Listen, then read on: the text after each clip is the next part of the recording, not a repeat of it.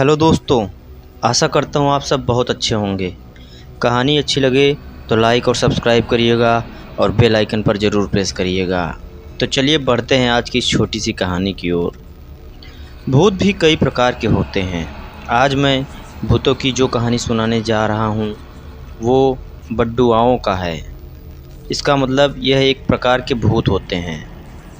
जब कोई व्यक्ति किसी कारणवश पानी में डूबकर मर जाता है तो वह बड्डुआ बन जाता है। बड्डुआ बहुत ही खतरनाक होते हैं, पर इनका बस केवल पानी में ही चलता है, वह भी डुबहार में, जब तक पानी में कोई डूब न जाए। हमारे तरफ गाँवों में जब खाटो यानी खटिया में बहुत ही खटमल पड़ जाते हैं और खटमल मार दवा डालने के बाद भी वे नहीं मरते हैं, तो लोगों के पास इन रक्त चूसक प्राणियों से बचने का बस एक ही रास्ता होता है, और वह यह कि उस खटमल खाट को किसी तालाब, खंता यानी गड्ढा आदि में पानी में डुबो दिया जाए। जब तक वह खटमली खाट 2-3 दिन तक पानी में छोड़ दी जाती है तो यह रक्त चूसक प्राणी या तो पानी में डूबकर मर जाते हैं या अपना रास्ता नाप लेते हैं और वह खाट पूरी तरह से खटमल फ्री हो जाता है। एक बार की बात है, हमारे गांव के एक पंडित जी एक गड्ढे में अपनी बसखट यानी बांस की खाट को खटमल में निजात पाने के लिए डाल आए थे। बरसात के मौसम की भी अभी शुरुआत होने की वजह से इस गड्ढे में जांघ भर ही पानी था। यह गड्ढा गांव के बाहर एक ऐसे बड़े बगीचे के पास है जिसमें बहुत सारी झाड़ियाँ उगाई हैं और इसको भयावह बना दी हैं।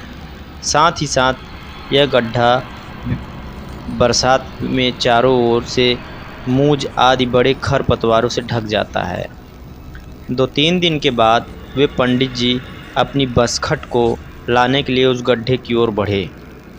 लगभग शाम के 5 बज रहे थे और कुछ चरवाहे अपने पशुओं को लेकर गांव की ओर प्रस्थान कर रहे थे, पर अभी भी कुछ छोटे बच्चे और 1-2 महिलाएं उस गड्ढे के पास के बगीचे में बकरियां आदि चरा रही थीं। ऐसे ही बात नहीं है कि वे पंडित जी बड़े डेरा भूत हैं। वे तो बड़े ही निडर और मेहनती व्यक्ति हैं। रात रात को वो अकेले ही गांव से दूर अपने खेतों में सोया करते थे, सिंचाई किया करते थे। पर पता नहीं क्यों उस दिन उस पंडित जी के मन में थोड़ा सा भय प्राप्त था। अभी पहले यह कहानी पूरी कर लेते हैं, फिर उस पंडित जी के ही जानने की कोशिश करेंगे कि उस दिन उनके मन में क्यों भय था। उस गड्ढे के पास पहुंचकर जब पंडित जी अपनी बसखट निकालने के लिए पानी में घुसे तो अचानक उनको लगा कि कोई उनको पानी के अंदर खींचने की कोशिश कर रहा है, पर वे तब तक हाथ में अपनी खाट को उठा चुके थे। अरे यह क्या! इसके बाद वे कुछ न कर सके और न चाहते हुए भी थोड़ा और पानी के अंदर खींच लिए गए। अभी भी वो कुछ सोचते तभी एक बड्डुआ चिल्लाया, अरे तुम लोग देखते क्या हो, टूट पड़ो नहीं तो यह बचकर निकल जाएगा, और यह अब अकेले मेरे बस में नहीं आ रहा है। तब तक एक और बड्डुआ जो सूअर के रूप में था चिल्लाया, हम इसको कैसे पकड़ें, इसके कंधे से तो जनेऊ झूल रहा है। इतना सुनते ही जो बड्डुआ पंडित जी के हाथापाई करते हुए उन्हें पानी में खींचकर डुबाने की कोशिश कर रहा था, वह फौरन ही हाथ बढ़ाकर उस पंडित के जनेऊ को खींचकर तोड़ दिया। जनेऊ टूटते ही लगभग आधा दर्जन बड्डुआ जो पहले से ही वहां मौजूद थे उस पंडित पर टूट पड़े। अब पंडित जी की हिम्मत और बल दोनों जवाब देने लगे और बड्डुआ 20 पड़ गए। बड्डुआओं ने पंडित जी को और अंदर खींच लिया और उनको कहने लगे, वहीं पानी में धंसने लगे।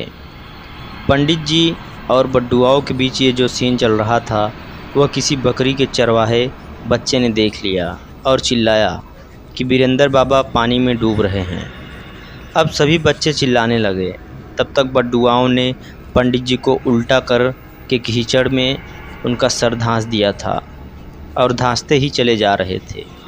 पानी के ऊपर अब रह रह कर पंडित का पैर ही कभी कभी दिखाई पड़ जाता था। बच्चों की चिल्लाहट सुनकर हमारे गांव के श्री नेपाल सिंह वहां आ गए और एक बड़े बच्चों के साथ गड्ढे में घुस गए।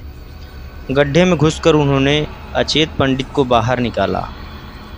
पंडित जी के मुंह, कान, आँख और सर आदि में पूरी तरह से कीचड़ लगी हुई थी। अब तक आलम यह था कि हमारा लगभग आधा गांव उस गड्ढे के पास जमा हो गया था। आनन फानन में उस पंडित जी को नहलाया गया और खाट पर सुलाकर ही घर लाया गया। कुछ लोगों को लग रहा था कि पंडित जी अब बचेंगे नहीं, पर अभी भी उनकी सांस चल रही थी। प्राथमिक स्वास्थ्य केंद्र के डॉक्टर आ चुके थे और पंडित जी का इलाज शुरू हो गया था। तो 3 दिन तक पंडित जी घर के खाट पर ही पड़े रहे और अकबक बोलते रहे। 15 से 20 दिन के बाद धीरे धीरे उनकी हालत में सुधार हुआ, पर उनकी निडरता की वजह से उन पर इन दिनों में भूतों का छाया तो दूर हो गया था, उन पर हावी नहीं हो पाया। आज अगर कोई उस पंडित से पूछता है कि उस दिन क्या हुआ था, तो वो बताते हैं कि दरअसल इस घटना के लगभग 1 हफ्ते पहले से ही कुछ भूत उनके पीछे पड़ गए थे, क्योंकि वे कई बार गांव से दूर खेत बगीचे आदि में सुरती या कलेवा आदि करते थे, तो इन भूतों को नहीं चढ़ाते थे। इस कारण से कुछ भूत उनके पीछे ही लग गए थे, जिसकी वजह से उन दिनों में थोड़ा डरे सहमे हुआ रहते थे। पंडित जी आगे बताते हैं कि जो बड्डुआ पहले उनको पकड़ा वह गुलाब, हमारे गांव का ही एक ब्राह्मण कुमार, जो एक बड़े पोखर में डूबकर मर गया था। क्योंकि दूसरे किसी भी बड्डुओं में मेरी जनेऊ तोड़ने की हिम्मत तो दूर, पास आने की भी हिम्मत नहीं थी। पर जब गुलाब ने जनेऊ तोड़ दिया तो सभी बड्डुओं ने मिलकर हमला बोलकर मुझे धांस दिया। कहानी यहीं तक थी दोस्तों। कहानी अच्छी लगी हो तो लाइक, सब्सक्राइब और शेयर ज़रूर कीजिएगा।